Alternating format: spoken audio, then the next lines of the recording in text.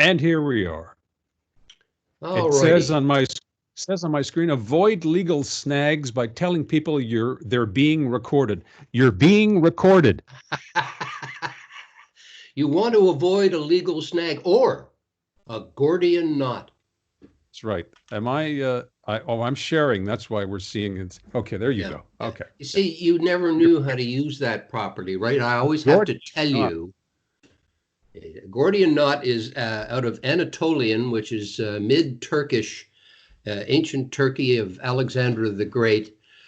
Some guy in this town of Phrygia said the next guy who comes through in an ox cart. I'm telling you, this is the story. You wanted research, And his name was not Gord, and though. his name was not Gord. Okay. No, the capital of this Phrygian area was Gordon or something like that.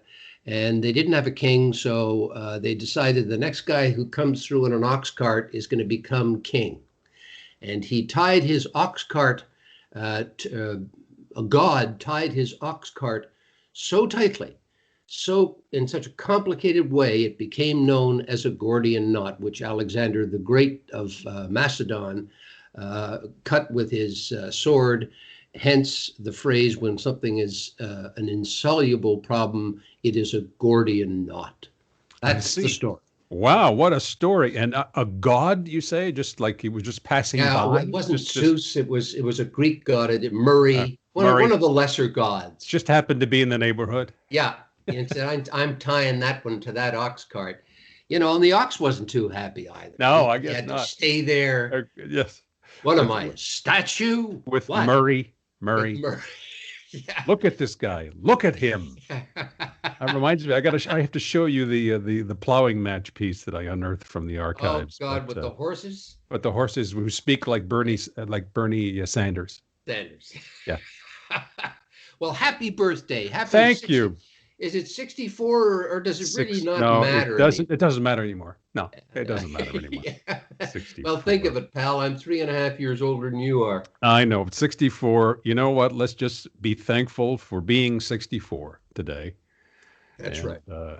Did you today, survive yesterday, by the way? The further construction work and oh, stuff? that's pretty well done. I have to get out there Okay. because Madame is champing at the bit now because it's too cold to do this, and it's not so she's vacuuming the vacuum hose this morning. So Can't it believe it. gets to be like Gee. around here. There, what's going on? Vacuuming in a vacuum Yeah, hose. yeah. It's Yeah, everything's you just two have. cleaned, and the wine glasses are all really really straight.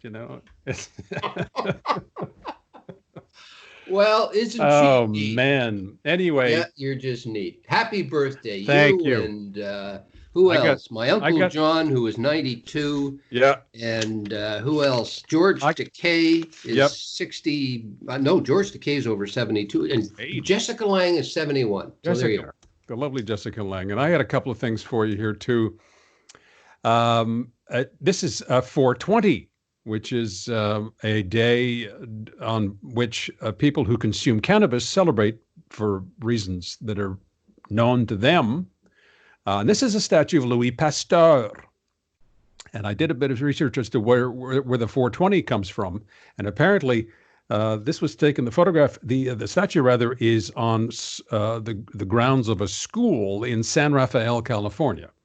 Rather strange statue. It looks as if he looks almost monk-like. It's interesting, yeah, with that metal cape and the that metal cummerbund or whatever he's wearing. Mm.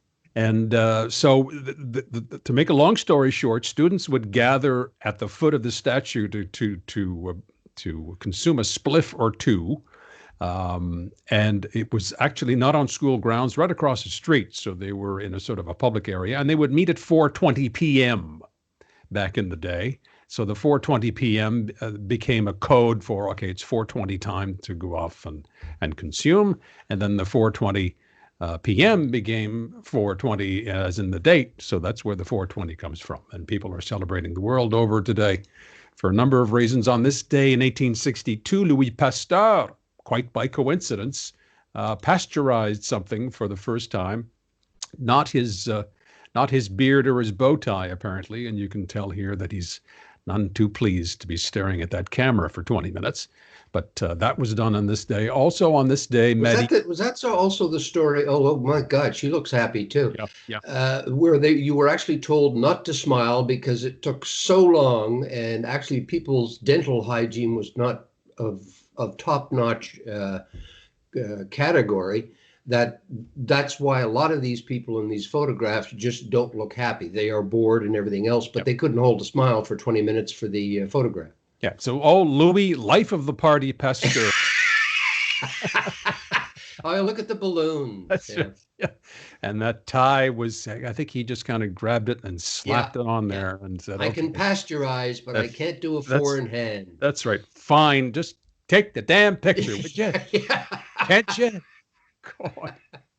Wearing And, striped bloomers, and she doesn't look happy too. and Marie and Pierre Curie discovered, what was it again? I keep forgetting what it was. It was radium chloride on this date in whenever, God, where Like 1903 or 1902.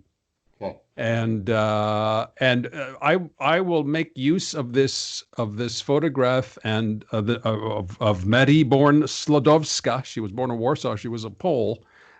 To pay tribute to the strong women in my life. That's my mom, my spouse, my stepdaughter, people like Elizabeth Hurst. You and I are attracted to strong women, are we not? Yeah, We strong, smart, smart yeah. smart folks, Capable capable people. So a tip of the hat to the strong women in my life today. And you were talking about the date today. Of course, Adolf Hitler was born on this date in 1889. And now that always takes me back to Springtime for Hitler and the producers. This is the original poster. Gene Wilder, Dick Shawn, of course, Zero Mostel, Kenneth Mars. And I went back and looked up Dick Shawn. Dick Shawn was an absolute nut. And he died on the 17th of April, strangely enough, 1987, on stage in California. People thought it was a joke. He just fell over or either came to or slumped, and they thought it was part of the act. And a physician came up from the crowd, and no, they declared him dead on the spot. So it was a very, very strange thing. He was absolutely crazy, as was Kenneth Mars. I know you're a big fan of Kenneth Mars. Oh yeah, I thought he was the best. Well, what the best part of it, but there were just some scenes in it where he just stole the thing by ripping up all the scenery. He was fantastic. Absolutely insane. And he's gone too, about 10 years ago, 2011, I think, Kenneth Mars. He was a better painter than Churchill. Oh, And on this day, 1977, Annie Hall came out. I remember seeing it. I think it was in 77 or 78. Again, the artist, the reputation of the artist is not what it was these days, but the art speaks for itself. And I love that movie. It's timeless. It's so funny and so touching. For years, I thought Carol Kane was a Canadian. I thought so too for a long time because she worked a lot here. She worked for the CBC Productions, NFB Productions, I believe, back in the day. But Carol, I think, is from Cincinnati or Toledo or someplace like that. I'll have to look it up. But a terrific cast, so worth seeing again. And that brought me to the final line, I think, of the movie as Woody Allen's character narrates the end of it. And he says, it reminds me of that old joke, a guy walks into a psychiatrist's office and says, "Hey, doc, my brother's crazy. He thinks he's a chicken." Then the doc says, "Why don't you turn him in?" And the guy says, "I would, but I need the eggs." And I guess I forgot it. I guess that's, and in the context of the movie, he says, "I guess that's how I feel about relationships. They're totally crazy, irrational, and absurd."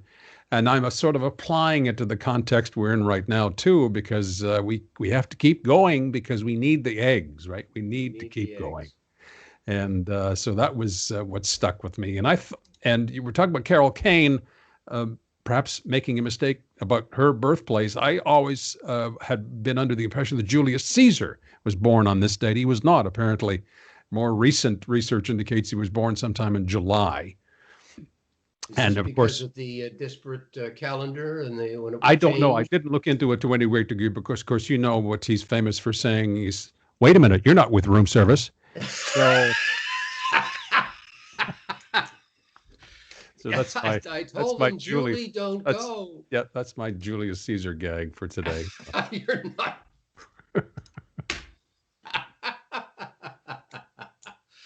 Oh dear. Maybe I'll take a walk down to the Senate.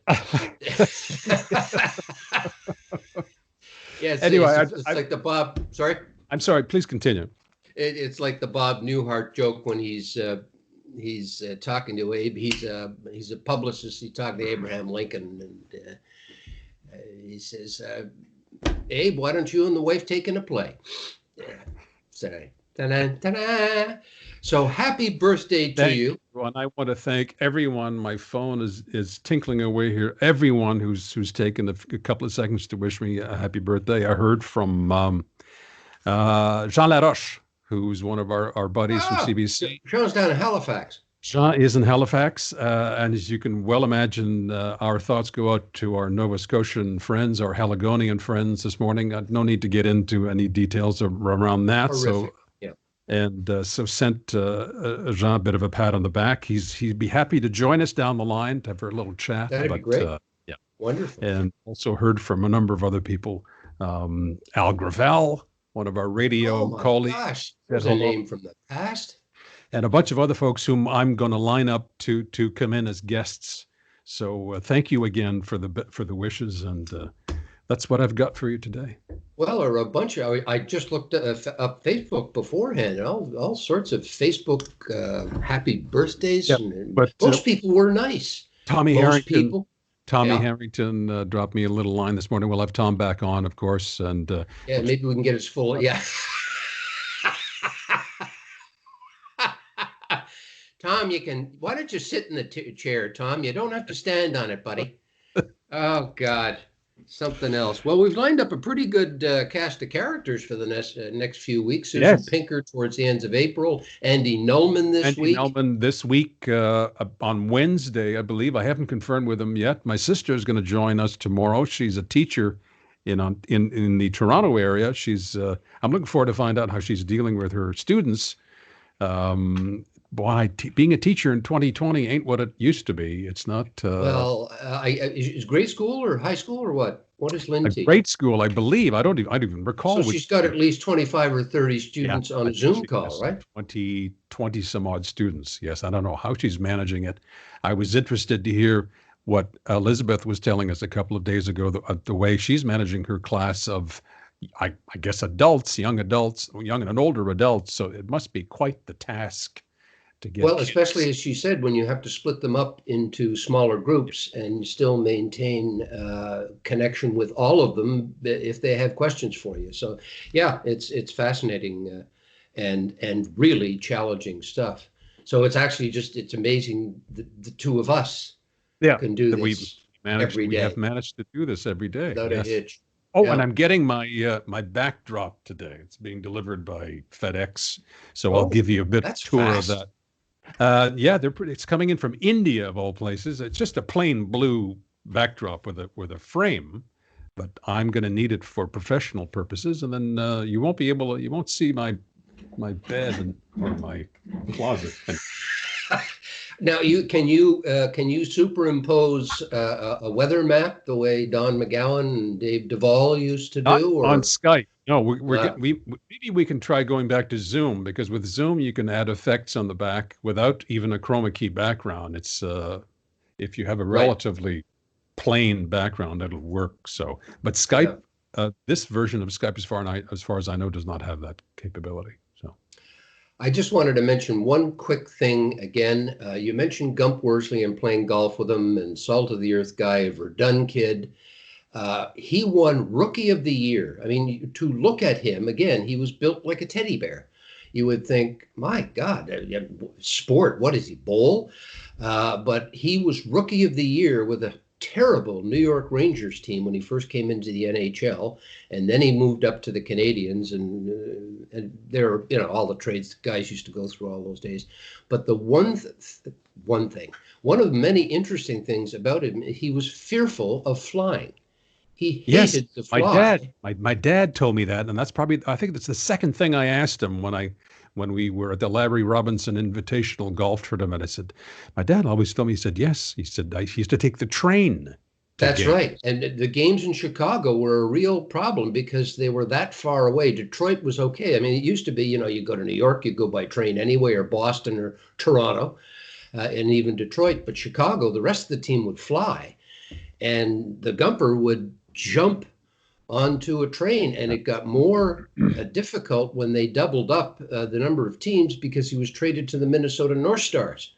So everything had to be by. So quite apart from facing pucks fired at you at 100 miles an hour with no face mask, Yeah. poor Gump had to get onto an airplane after the end of the game and, fly to St. Louis or whatever it was. Anyway, Lauren passed away in '07. I checked after yesterday. 77 years old.